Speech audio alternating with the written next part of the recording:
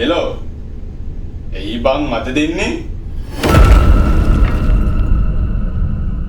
කොහෙද ඉන්නේ? ලැට් එකේ. කියපන්. උඹ මොකටද ලැඩ් එකට ෆෝන් එක ගෙනියන්නේ? ඇයි?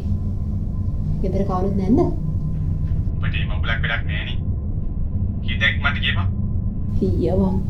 බරම් පුදුම අසහනකාරී. මේ ඔක හදිසි වැඩ නැහැ ඉක්මනට ඉවර කරලා මට කෝල් එකක් ගනි. මේ මොදුයි කියවන්නේ? පිස්සුද උඹට? එහෙම මම්බලක් නෑ. මේ මොකටද ඔබ ගත්තේ කියපන්.